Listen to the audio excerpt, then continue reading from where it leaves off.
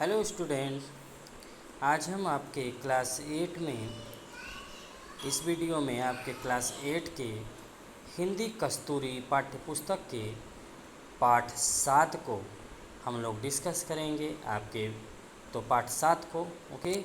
इस पाठ 7 का क्या नाम है बेटा? मेरा विद्यार्थी जीवन, यानी इस अपने बारे में बात हो रही है।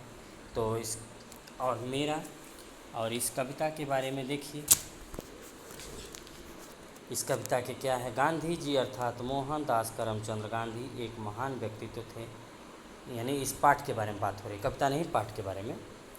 भूतो न भविष्यत अर्थात न तो उन जैसा कोई पहले हुआ है और न आगे होगा, न मतलब न भूत में न भविष्य में। दिया गया पाठ उनकी आत्मकथा से उद्धृत है, यानी महात्मा गांधी जी ने अपनी आत्मकथा बोला है इसमें कि मेरा विद्यार्थी जीवन। महात्मा गांधी जी ने अपने जीवन की गलतियों को पूर्णतः नहीं बदला, अपनी निर्भयता से उसके सामने, सबके सामने रखा। तो आइए देखते हैं मेरा विद्यार्थी जीवन को, इनकी कहानी को पढ़ते हैं, इनके बचपन की कहानी को। ओके। हाई स्कूल में मैं मूर्ख नहीं माना जाता था। शिक्षकों के प्रति प्रेम भावना सदैव प्रकट करता था। हर साल माँ बाप को विद्यार्थी की पढ़ाई तथा चाल चलन के संबंध में प्रमाण पत्र भेजे जाते। उसमें कभी मेरी पढ़ाई या चाल चलन की शिकायत नहीं की गई।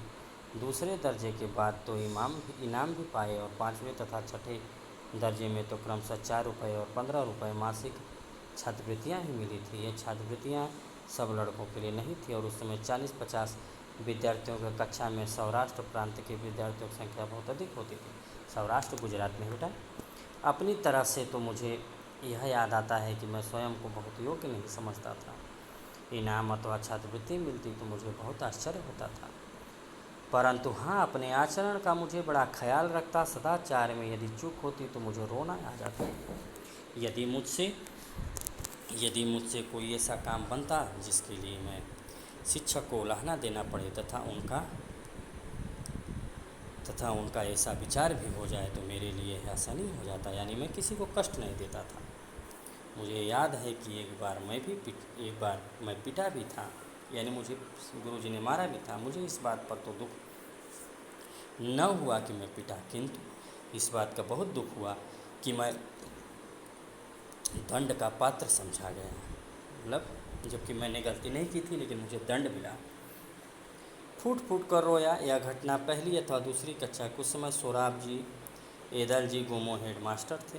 वे अनुशासन प्रिय थे, अनुशासन के नियमों का पालन करवाते, विधिपूर्वक काम करते और काम लेते तथा पढ़ाई अच्छी कराते।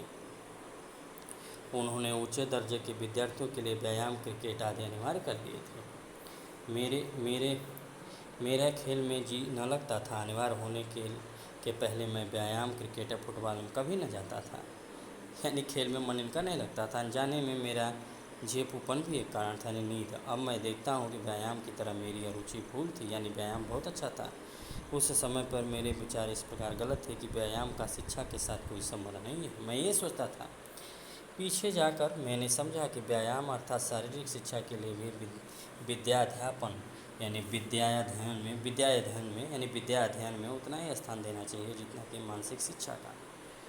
फिर भी मुझे कहना चाहिए कि कसरत में न जाने से मुझे कोई नुकसान न हुआ। इसका कारण है कि पुस्तकों में मैंने पढ़ा था कि खुली हवा में घूमना अच्छा होता है।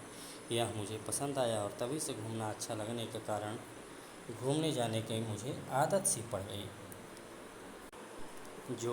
जो अब तक है, घूमना भी एक प्रकार का व्यायाम है। इस कारण मेरा शरीर थोड़ा बहुत सुगठित हो गया, यानी मजबूत। अरुचि का दूसरा कारण था, यानी अरुचि यानी मन लगना, कि पिताजी की सेवा शुश्रूषा करने की तीव्र इच्छा है।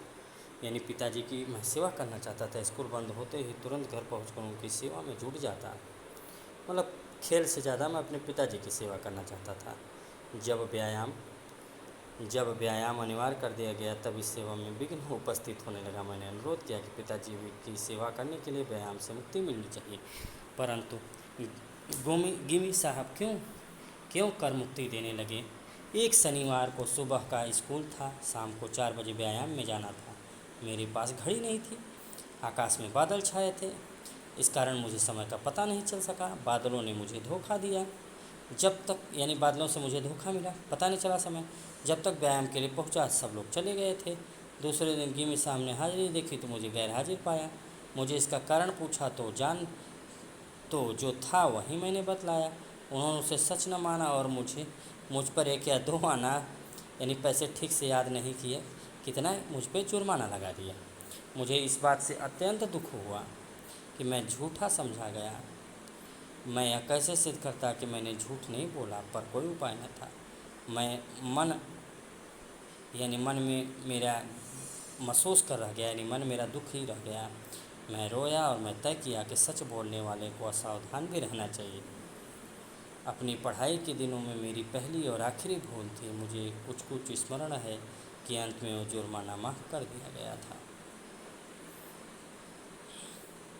कुछ दिन बाद व्यायाम से छुट्टी मिल गई। पिताजी की चिट्ठी जब हेडमास्टर साहब को मिली कि मैं अपनी सेवा शुश्रूषा के लिए स्कूल के साथ इसे अपने पास चाहता हूँ, तब जाकर उससे छुटकारा मिला। व्यायाम की जगह मैंने घूमना जारी रखा। इस कारण शरीर से मेहनत न करने की भूल के लिए शायद सज़ा न भुगतनी पड़ी हो, परंतु एक भूल की सज़ा मैं आज तक पा रहा हूँ। पढ़ाई में सुलेख होना आवश्यक नहीं, यह कुबुद्धि मेरे मन में जाने कहाँ से आ गई, जो ठेठ विलायत जाने तक रही, यानी विदेश, विलायत मतलब विदेश। खासकर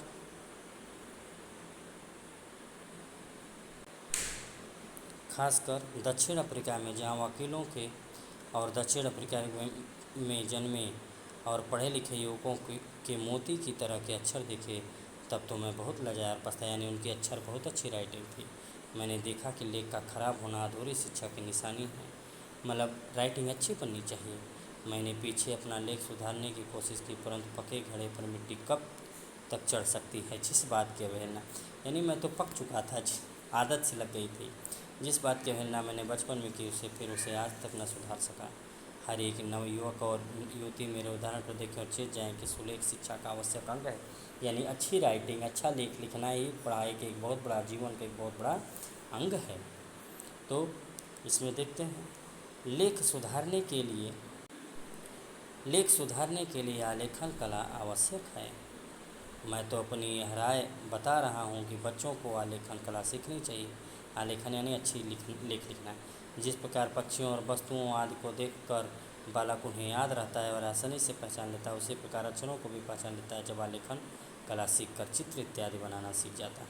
तब यदि अक्षर लिखना सीखे तो उसके अक्षर सुंदर हो जाएंगे।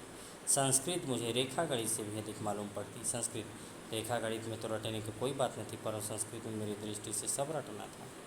यह विषय भी 4ठी कक्षा से शुरू होता था। 6ठी कक्षा में जाकर तो मेरा दिल बैठ गया। संस्कृत शिक्षक बड़े सरल थे, यानी अच्छे थे। विद्यार्थियों को बहुतेरा पढ़ा देने का लोभ उन्हें नहीं रहा करता, नहीं बहुत ज़्यादा पढ़ाने का। संस्कृत वर्ग और फारसी वर्ग में एक प्रकार की प्रतिस्पर्धा रहती। फारसी के मौलवी साहब नरम आदमी थे। विद्यार्थीगण आपस में बातें करते कि फारसी बड़ी सरल है और मौलवी साहब भी भले आदमी हैं। विद्यार्थी जितना याद कर लेता है वह उतने पर ही निभा लेते हैं। सरल होने की बात से मैं ललचाया और एक दिन फारसी के दर्जे में जा बैठा, यानी फारसी वाले में। मैं सोचा कि फारसी बहुत अच्छी सब्जेक्ट है और मैं जाके फारसी के कक्षा में बैठ गया। अब देखिए क्या हुआ। संस्कृत शिक्षक को इससे दुख हुआ, यानी संस्कृत शिक्षक को पता चला तो उन्हें बहुत दुख हुआ।